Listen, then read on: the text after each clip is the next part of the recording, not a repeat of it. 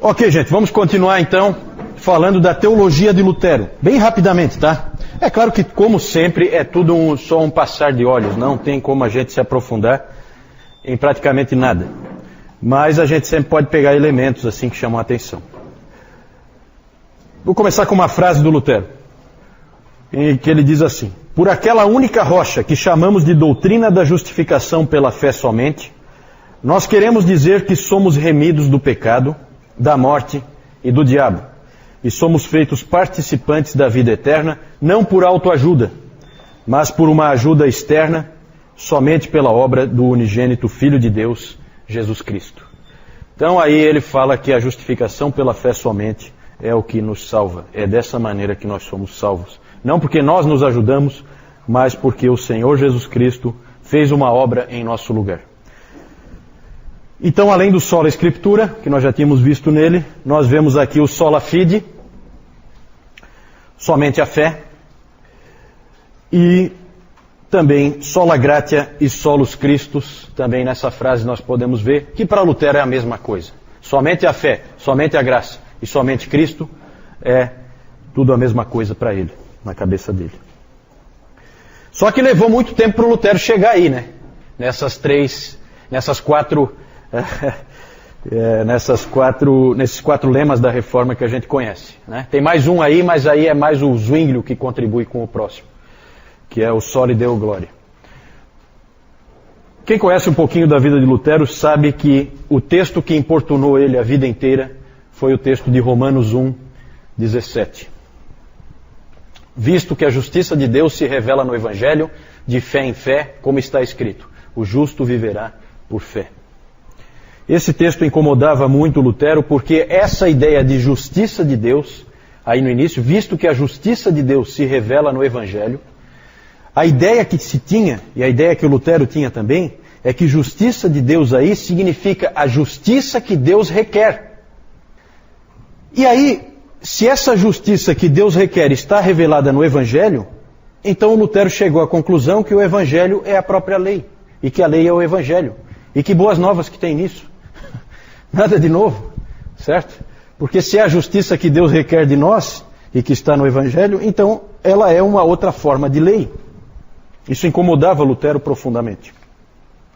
Ele tinha crescido com a fé católica, que vocês viram naquele sistema sacramental, lá naquele texto, vocês viram como é que era a fé católica. Que ela dizia mais ou menos o seguinte: dê o melhor de si, faça o possível, faça o que você puder, dê o máximo que você puder, Deus faz a parte dele, você faz a sua. E a sua era o que a igreja mandava você fazer, basicamente, né? Lutero sentia que era impossível você cumprir a sua parte. E ele se perguntava sempre o quanto é o bastante. Ah, dê o máximo possível, mas o quanto é o máximo possível?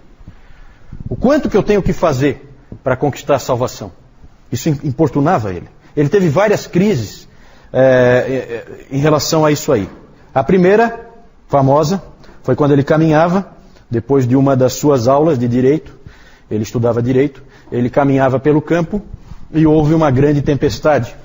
E nessa grande tempestade ele achou que ia morrer, porque raios caíam, batiam nas árvores e tal, e ele achou que ele ia morrer. E aí ele prometeu para Santa Ana era a protetora dos mineiros, e o pai dele era um mineiro, portanto era a santa da família. Ele prometeu para Santa Ana que se ela livrasse ele daquela tempestade, ele se tornaria um monge.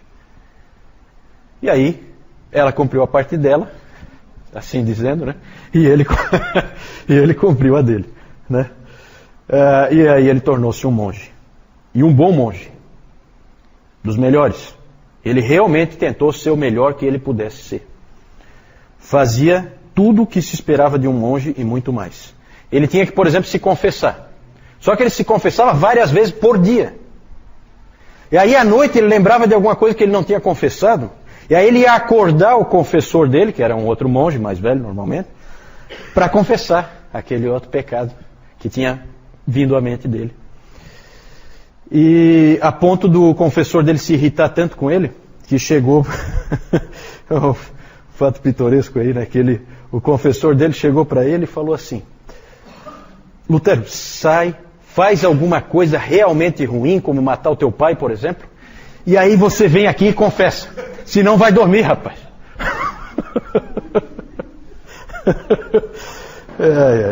Ele corria atrás da salvação. Outra crise que ele teve foi quando ele foi ordenado padre, finalmente, e ele teve que oficiar a sua primeira missa. E quando chegou a parte em que ele levanta a hóstia, e aí ele tem que dizer aquele hoc est corpus meum, né?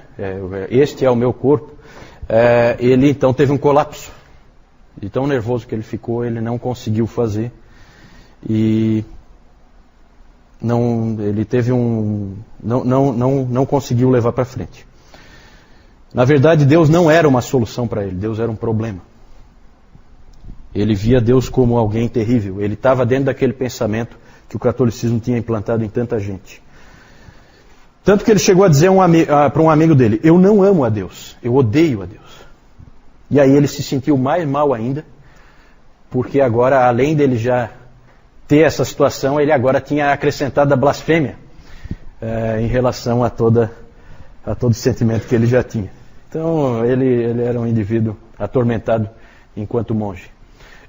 Ele tornou-se professor em Wittenberg em 1513, e de 1513 a 1517, que foi quando começou a reforma, ele já tinha ensinado nos livros de Salmos, Romanos, Gálatas e Hebreus.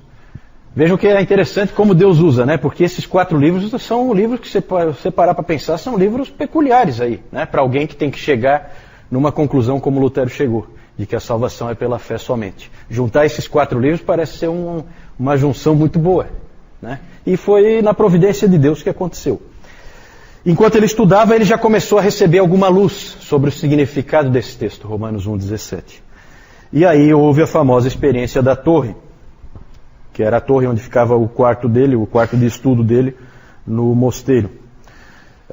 Lá, Deus então revelou para ele que a justiça de Deus revelada no Evangelho não é a justiça que Deus requer, mas a justiça que Deus dá. Salvação não é uma obra, é um presente. Isso é transformador. Lutero diz o seguinte: ali eu senti que tinha nascido de novo e entrado no paraíso por portas escancaradas. Tanto quanto eu odiei a expressão justiça de Deus, eu agora a amava.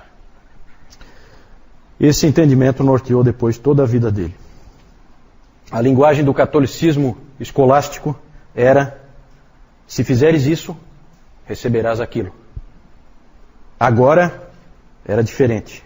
Por que recebeste isso, farás aquilo.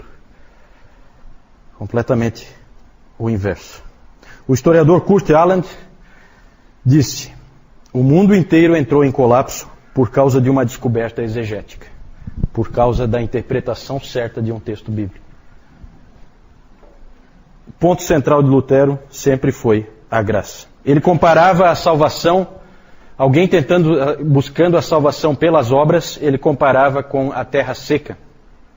Ele dizia que encontrar a salvação fazendo obras é como a terra seca tentando produzir chuva. Chuva vem do céu. Terra seca não produz chuva. Outro aspecto interessante da teologia do Lutero, porque isso aí é o centro da teologia do Lutero. Tem outros aspectos, mas que a gente não tem tempo de tratar aqui. Outro aspecto muito interessante é a metodologia. O fundamento do Lutero é a graça. A metodologia são essas 3 palavras aí: oratio, meditatio, tentatio. Como você faz teologia? Como você estuda a palavra? Ele dizia que sempre começa com a oração. Você ora antes, durante e depois de estudar a palavra de Deus. O meditatio é o estudo e a meditação no próprio texto das Escrituras.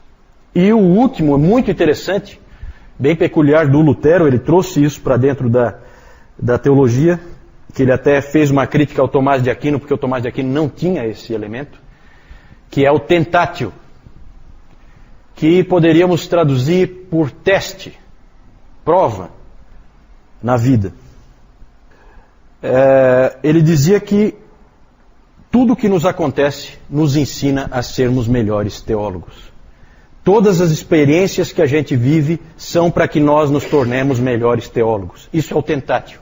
É você viver, é você ser provado pelas agruras da vida, é você ficar doente, é um filho seu morrer, é um inimigo te atacar, é você ser humilhado, é você ser traído, é você passar por essas agruras da vida, passar pelas dúvidas, passar pelos momentos de depressão. Tudo isso aí faz o teólogo. Tudo isso aí faz o teólogo, era o que ele dizia. Oi? Pode.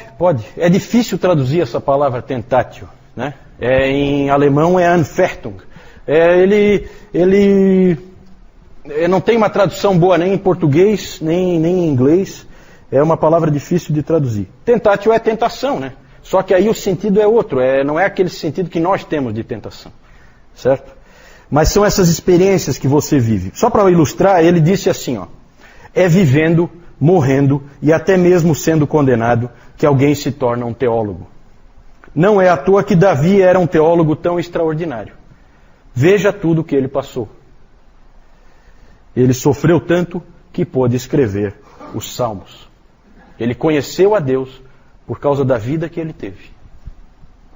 Veja que interessante, né? Para a gente parar para pensar. Deus, nas coisas que a gente passa, Deus está nos ensinando quem Ele é. Era assim que o Lutero via. Imagina a força que isso dá. Imagina como é importante para nós como cristãos lembrarmos disso aí. Porque isso é que dava força para esse soldado aí. Nós podemos aprender muito com o exemplo dele. O Lutero ele não escreveu uma teologia sistemática como Calvino fez. A sua teologia ela é conhecida por tudo que ele escreveu, todo o material que ele escreveu. O pequeno catecismo que ele escreveu para as pessoas simples de Wittenberg. Ali você vê um pouco da teologia dele. A Confissão de Augsburgo, que não foi ele que escreveu, mas que tinha muito da teologia dele também. Ela é de 1530. Quem escreveu foi o Philippe Melanchthon, grande amigo dele, grande parceiro, sucessor dele, era o Philippe Melanchthon. E aí a gente tem que falar um pouquinho do Melanchthon, não tem como não falar um pouquinho dele. O Lutero é de 1483, o Melanchthon é de 1497, e isso dá 14 anos, é isso? De diferença? Né? 14 anos de diferença, então o Lutero já é uma pessoa um pouco mais velha, o Melanchthon é um pouco mais jovem. O Melanchthon era professor de grego lá em Wittenberg, desde os 21 anos, e foi o grande amigo de Lutero. É o típico intelectual, o cara calmo, sossegado na dele. Ele permaneceu amigo do Erasmo, porque o Lutero era assim, quando ele discutia com alguém, acabou. Não, dali para frente é inimigo. O Melanchthon não, permaneceu amigo do Erasmo, se correspondia com o Erasmo. Foi grande amigo de Calvino também. Os dois se correspondiam. Bem interessante a correspondência deles. Eram homens de idades mais próximas, né? A mesma geração. Ele tinha uma personalidade um tanto quanto tímida, medrosa. E o Lutero às vezes tinha que dar um empurrão nele. Porque ele era daquele tipo de pessoa que acha que sempre alguma coisa vai dar errado, né? Então ele ficava com medo de fazer porque não vai dar certo. Sabe aquela pessoa temerosa? Ele era um pouco assim. Bem diferente do Lutero que fazia primeiro, pensava depois, né? Então ele tinha que ser de vez em quando encorajado. Era um teólogo muito hábil. E o Lutero chegou a dizer que... O Lutero é exagerado, né? Ele chegou a dizer que o livro do Melanchthon, Loci Communis, que era um tipo de teologia sistemática, devia ser incluído no cânon. Claro que ali ele estava vendo a teologia dele retratada. Então, ele estava bem, assim, predisposto, né? Claro que ali ele exagerou, né? O problema é que o Melanchthon mais tarde se afastou da teologia do Lutero. Sorte dele que o Lutero morreu, porque senão ele ia ouvir um monte, né? Ele acabou se afastando, ele acabou indo na direção do Erasmo, num aspecto, e na direção do Calvino, no outro aspecto. Ele foi na direção do Erasmo no que tange a doutrina da predestinação e da eleição, indo para um semi-pelagianismo. Ele acabou, na verdade, levando o luteranismo com ele. E, portanto, o pensamento luterano arminiano nada tem a ver com Lutero, tem a ver com esse sujeito, Melanchthon, certo? Por isso que eu sempre brinco que Lutero nunca seria um luterano, até porque o Melanchthon ia tomar uma fumada do Lutero, se ele tivesse vivo, que seria uma coisa de louco. Uma frase do Melanchthon aqui, só para vocês terem uma ideia. O Espírito Santo e a palavra agem primeiro na conversão, mas a vontade do homem não é completamente inativa. Deus atrai, mas atrai aquele que está disposto, porque o homem não é uma estátua. Frase que pode ser colocada na boca de qualquer arminiano com total tranquilidade, né? Então aqui a gente já vê. Essa frase ela é de 1555, Lutero morreu em 1546. Conveniente, né? Tá, há 9 anos já está morto. Senão ele ia sofrer uma barbaridade, como o Erasmo sofreu. Também ele abandonou a ideia do Lutero, aos poucos, da ideia da consubstanciação. Nós vamos falar depois quando a gente falar do Zwingli. Ele também abandonou a ideia da consubstanciação e acabou indo trazendo o luteranismo para uma ideia da ceia mais parecida com a ideia do Calvino, né? Essas posições do Melanchthon causaram muita confusão dentro do luteranismo, confusões essas que só foram resolvidas com o livro da Concórdia, que a gente não tem tempo nem é o caso aqui da gente ficar comentando. O Melanchthon, de todos os reformadores, ele foi o que mais tentou aproximar os protestantes de volta para a Igreja Católica, foi o que mais manteve conversações. Ele era realmente um indivíduo de personalidade conciliadora, certo? Não gostava de ficar lutando, não é um soldado, né? Já o Lutero é um soldado. Ok, só mostrando para vocês aqui, isso aqui é uma indulgência, o documento, né? Um monte de coisa escrita. Aqui é o Tetzel e a sua feirinha, e ele lá falando, vendendo indulgências, certo? Ali vocês veem Lutero, Frederico o Sábio da Saxônia, a Catarina von Bora e o Melanchthon, aqui personagens que a gente falou nessa história. Aqui as 95 teses, esse aqui é uma cena do filme Lutero, né? Em que aparece aqui o ator pregando as 95 teses na porta da Igreja do Castelo. Dieta de Worms, onde Lutero compareceu perante o emissário do Papa e o Imperador. E aqui o Castelo de Wartburg, foto atual. Aqui a salinha onde ele trabalhava e onde ele jogou o tinteiro, né? Segundo se diz. Ou o diabo jogou o tinteiro nele antes. Aí há controvérsias. Aqui a bula papal, né? Bula contra Errones, Martini, Luteri e não sei o que, né? Os erros, bula contra os erros de Martinho Lutero. O que o Lutero fez com a bula? Queimou. Ignorou completamente a bula que o excomungava, certo?